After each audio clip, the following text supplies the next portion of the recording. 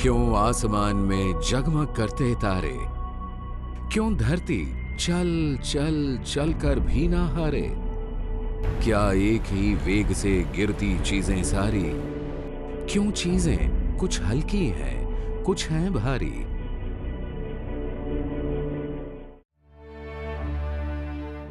ये है इटली का पीसा शहर। आज यहां काफी चहल पहल है। आज गैलीलियो की परीक्षा का दिन है। उनका दावा है कि पृथ्वी घूमती है। लोगों की राय में ऐसा सोचना भी पाप था। मध्यकालीन यूरोप, नवजागरण यानी रेनेसां का दौर। उस समय हर चीज शक के दायरे में आ रही थी, जिन्हें हम कभी खुली आंखों से सच मान लेते थे। कोलंबस नई दुनिया की खोज में निकल चुका था। इसी समय सन 1564 गैलीलियो गलीली का जन्म हुआ।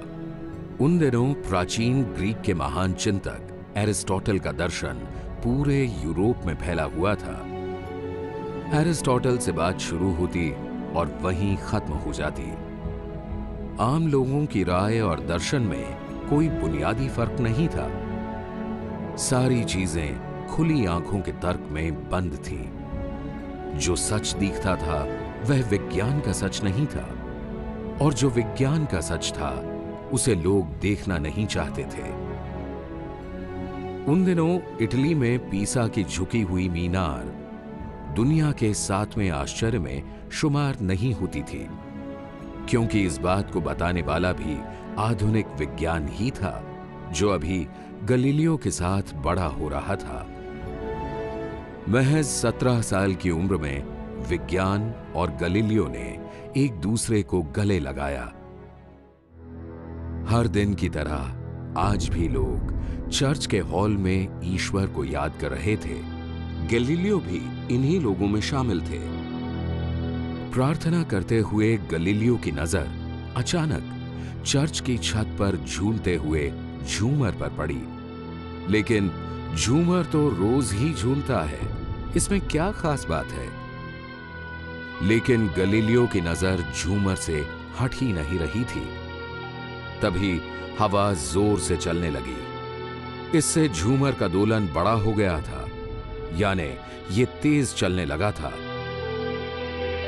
अरे ये क्या! अब गैलीलियो ने अपने हाथ की नब्ज पकड़ ली। नब्ज पकड़े गैलीलियो की हैरत का ठिकाना नहीं था जब उन्होंने ये महसूस किया कि अभी भी उतना ही समय लग रहा था जो छोटे दोलन में लग रहा था। जब हवा शांत हुई तो गैलीलियो की हैरत का ठिकाना न रहा। झूमर का दोलन छोटा हो गया था। अरे ये क्या! अभी भी झूमर के दोलन का समय उतना ही था जितना तेज हवा में लग रहा था। हाथ की नब्ज पकड़े गैलीलियो जो देख रहे थे वह विज्ञान के इतिहास का एक निर्णायक मोड़ था। दरअसल उन्होंने विज्ञान की नब्ज पकड़ी थी। गैलीलियो ये देख रहे थे कि झूमर चाहे ज्यादा दूर तक झूले या कम दूर तक झूले, एक किनारे से दूसरे किनारे तक जाने में उसे एक ही समय लग रहा था। ये कैसे हो सकता है? बड़े दोलन और छोटे दोलन के समय में फर्क तो होना चाहिए।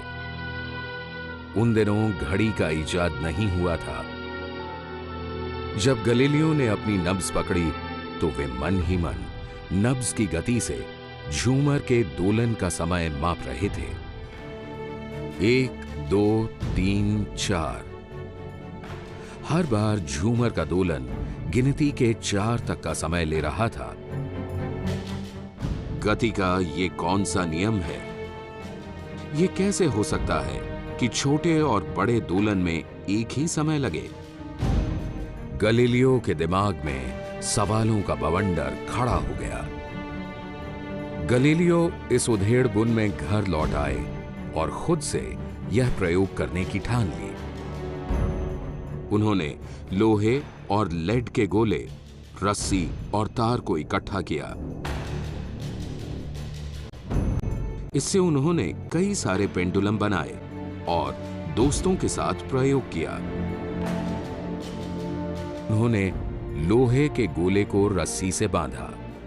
जब वे स्टार्ट कहते तो उनका दोस्त नब्ज गिनता और गैलीलियो पेंडुलम का दोलन 1, 2, 3, 4। जैसे ही वे स्टॉप कहते गिनती बंद हो जाती। फिर वो इसी दोलन को बड़ा करते और गिनते 1, 2, 3, 4। दोनों ही दोलन का समय बराबर रहता। यही प्रक्रिया उन्होंने लेड तथा कॉर्क के गोले पर भी दोहराई। पर यह क्या, पेंडुलम चाहे किसी भी पदार्थ का हो, उसके दोलन के समय पर इसका कोई फर्क नहीं पड़ता। फिर उन्होंने रस्सी की लंबाई बढ़ाई। उन्होंने देखा कि लंबाई बढ़ाने से दोलन के समय में फर्क आ रहा था। इसका मतलब था कि लंबाई समय अनुपातिक है। अब गैलीलियो को यह बात समझ आ गई थी कि जिस प्रकार पेंडुलम के गोले का भार उसके दोलन के समय तथा गति को प्रभावित नहीं करता, उसी प्रकार वस्तु के गिरने के समय में उसके भार का कोई महत्व नहीं होता। ये तो नए तरह का गणित था। क्या प्रकृति गणित के इन सरल नियमों का पालन करती है? अगर ऐसा है तो इससे पहले किसी ने ऐसा क्यों नहीं सोचा? आज ऐसे प्रयोग करना बहुत आसान है क्योंकि हमारे पास घड़ी है और पेंडुलम बनाने की सामग्री भी। पर गैलीलियो के समय में ऐसी कोई सुविधा नहीं थी। गैलीलियो ने दोलन के समय को अपनी नब्ज की गति से मापा था। इस पूरे प्रयोग से उन्हें प्रकृति के नियम समझ में आने लगे थे कि घूमते हुए पेंडुलम की गति किसी चीज की भार से तय नहीं होती। तब तो ये नियम हर जगह एक ही ढंग से लागू होने चाहिए। गैलीलियो के दिमाग में यह सवाल कौंधा कि क्या पेंडुलम की मदद से घड़ी बनाई जा सकती है, ताकि आगे ऐसे प्रयोग करने में उन्हें हाथ के नब्ज की मदद नहीं लेनी पड़े। कहते हैं कि उन्होंने उस समय घड़ी बनाने की बहुत कोशिश की, लेकिन सफल नहीं हुए। बाद में इस पेंडुलम को आधार बनाकर क्रिस्टिन हाइगिन्स ने पेंडुलम घड़ी का इजाद किया, जो लगभग 250 वर्षों तक दुनिया को समय बताने वाला सबसे सटीक यंत्र बना रहा। गैलीलियो ने जब अपने प्रोफेसर को प्रयोग के बारे में बताया कि किसी चीज के भार से उसके गिरने की गति पर कोई फर्क नहीं पड़ रहा था, तो प्रोफेसर साहब भड़क उठे। ये क्या बकवास है? भार से कैसे फर्क नहीं पड़ेगा? एरिस्टोटल महान ने बहुत पहले कह दिया है कि भार से ही चीजें तय होती हैं। मसलन जो चीज जितनी भारी होगी वह उतना ही पहले गिरेगी। आज से 2500 साल पहले प्राचीन यूनान में एरिस्टोटल का मानना था कि जमीन पर मौजूद सारी चीजें 4 तत्वों से बनी हैं: आग, हवा, पानी और मिट्टी। मिट्टी प्राकृतिक रूप से भारी होती है, इसलिए इसकी प्राकृतिक गति एक सीधी रेखा में नीचे की तरफ होती है। इसी तरह हवा सबसे हल्का तत्व है, इसलिए इसकी प्राकृतिक गति एक सीधी रेखा में ऊपर की तरफ होती है। इस नियम के आधार पर उन्होंने कह दिया कि भारी चीजें नीचे की तरफ गिरती हैं। एक उदाहरण देते हुए उन्होंने बताया कि अगर किसी पत्थर को रस्सी से बांधकर ऊपर की ओर खींचा जाए तो ये उसकी प्राकृतिक गति के साथ खिलवाड़ है, लेकिन ज्यों ही उसे छोड़ा जाता है वो फिर से प्राकृतिक गति प्राप्त कर नीचे की ओर आने लगता है। एरिस्टोटल की यह बात लगभग 2000 साल तक पूरी दुनिया में हावी रही। इस दर्शन को दुनिया के लगभग सारे धर्मों ने भी अपना लिया था। 16वीं सदी तक दर्शन का यह पुराना किला धर्म की सत्ता के साथ मिलकर काफी मजबूत हो गया था। ऐसे समय में गलीलियो के प्रोफेसर ने जब एरिस्टोटल की महानता का जाप करना शुरू किया तो गलीलियो चुप हो गए। लेकिन गलीलियो को अपने प्रयोग पर दृढ़ विश्वास था। पेंडुलम के प्रयोग को उन्होंने बार बार दोहराया और नतीजा पाया कि भार से गति का कोई लेना देना नहीं है। उधर उन्हें अरस्तु की यह बात भी परेशान करती थी कि भारी चीजें जमीन पर गिरती हैं। इस उधेड़बुन में उन्हें ये बात समझ में आई कि सारे रास्तों का हल प्रयोग में है, सिर्फ बात कह देना काफी नहीं। कुछ समय बाद वे पीसा की यूनिवर्सिटी में गणित के प्रोफेसर बन गए थे। प्रकृति का जितना अध्ययन करते उन्हें यही लगता कि प्रकृति में सब कुछ आंखों देखे सच की तरह नहीं होता। इसका एक अपना नियम है। गलीलियो के बारे में एक किंवदंती मशहूर है कि अपनी बात को साबित करने के लिए वे पीसा की मीनार पर चढ़ गए थे। वहां से उन्होंने अलग अलग भार की दो चीजों को रस्सी से बांधकर नीचे गिराया। लेकिन ये क्या, दोनों ही चीजें एक साथ गिरी। देखा जाए तो गिरने की प्रक्रिया में रस्सी तोड़कर भारी चीज को हल्की चीज से अलग हो जाना चाहिए था। भले ही गलीलियो ने खुद ये प्रयोग ना किया हो, लेकिन उनके दिमाग में ये बात जरूर आई थी। जब अलग अलग भार की दो चीजें एक रस्सी से बंधकर नीचे गिरती हैं, तो क्या होता है? गलीलियो का दिमाग पेंडुलम की तरफ गया। ऐसा कैसे हो सकता है कि अलग अलग तरह के पेंडुलम के दोलन का समय एक हो? आखिर पेंडुलम भी तो ऊपर से नीचे की तरफ और फिर नीचे से ऊपर की तरफ एक निश्चित समय सीमा में ही डोलता है। बीच में कुछ तो है जो भारी और हल्की चीजों में फर्क पैदा करता है। कहीं ये फर्क हवा की वजह से तो नहीं है?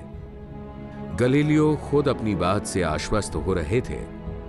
भारी और हल्की चीजों की गति उनके भार से नहीं, बल्कि हवा के घर्षण से तय होती है। यही नियम पेंडुलम पर भी काम करता है। पर क्या जब हवा को खत्म कर दिया जाए, यानी निर्वात पैदा किया जाए, तो क्या भारी और हल्की चीजें जमीन पर एक साथ नहीं गिरेंगी?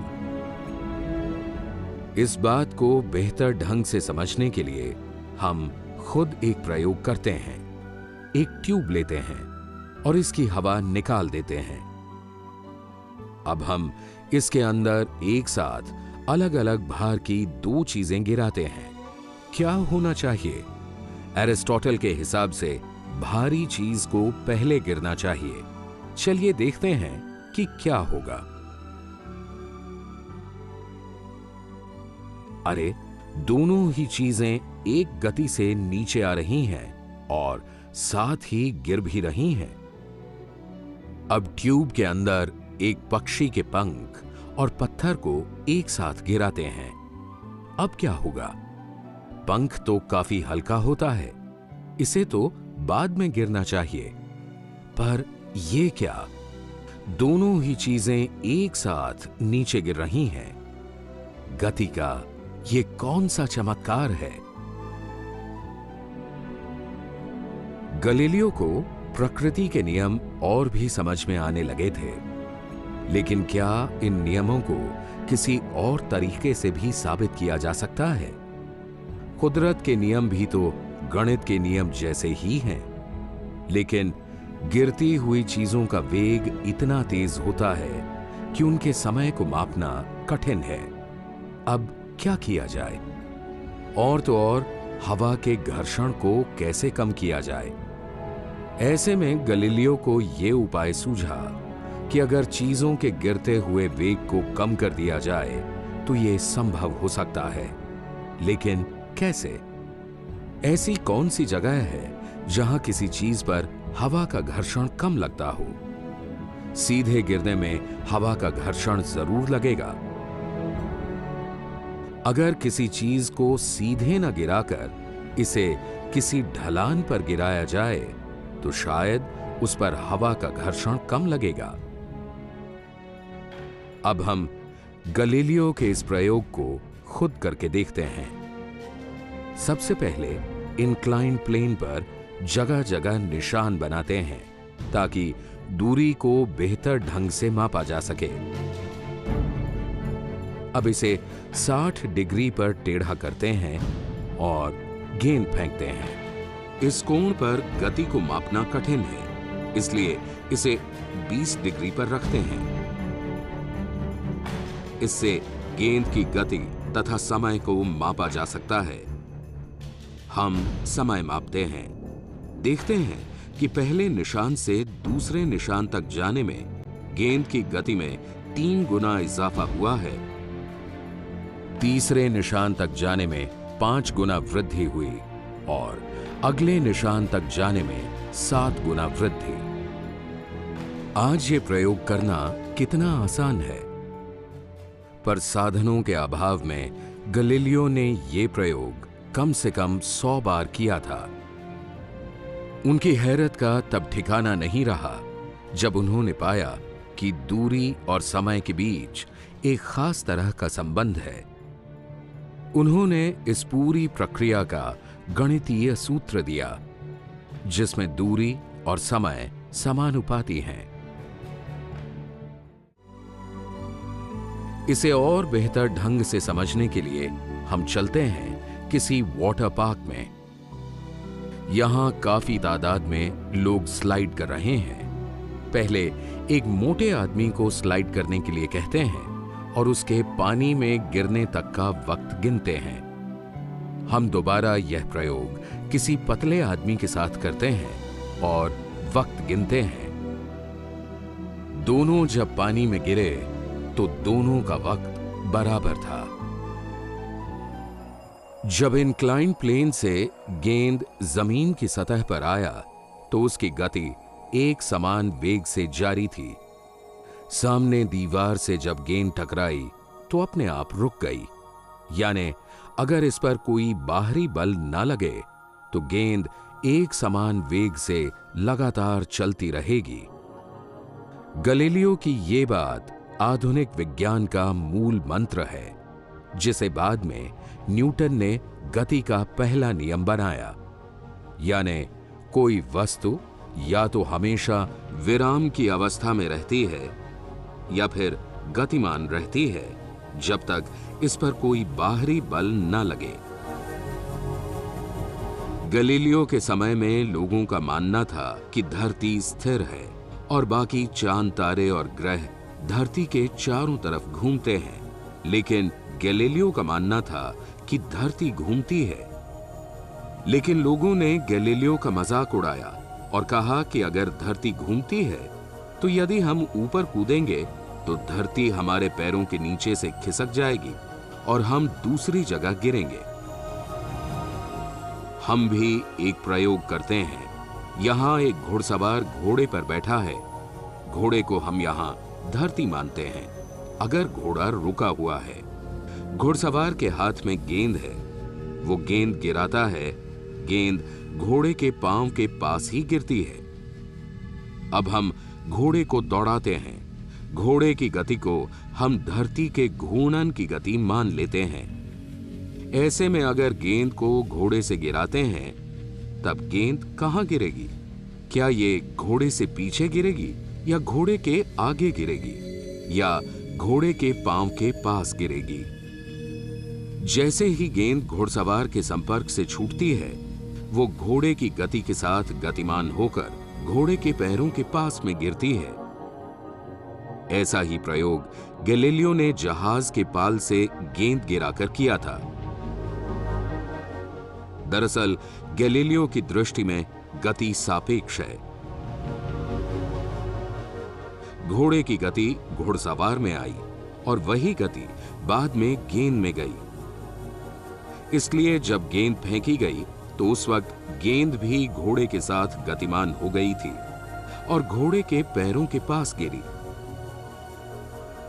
ऐसा तभी होता है जब हम धरती पर कूदते हैं और वापस हम उसी जगह पर गिरते हैं। गैलीलियो का कहना था कि पृथ्वी के घूर्णन के साथ भी ऐसा ही होता है। दुनिया की हर चीज पृथ्वी की गति से बंधी हुई है, इसलिए पृथ्वी की गति के साथ सारी चीजें गतिमान हैं। दौड़ते हुए घोड़े से भी फेंकी हुई गेंद जिस तरह घोड़े की गति से जुड़कर घोड़े के पांव के पास ही गिरती है, उसी तरह हम भी पृथ्वी की गति के साथ जुड़कर गतिमान हैं, गति में। गैलीलियो से पहले विज्ञान अपनी आदिम अवस्था में था। उस समय आज की तरह के उपकरण नहीं होते थे। तब कैसे किया गैलीलियो ने ये सब? उन्होंने प्रकृति के नियमों को अपने गणितीय सूत्र के साथ जोड़ा था।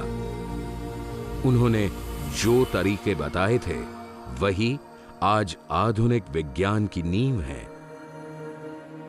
अगर इन नियमों का पालन कर कहीं भी प्रयोग करें, नतीजे एक होंगे।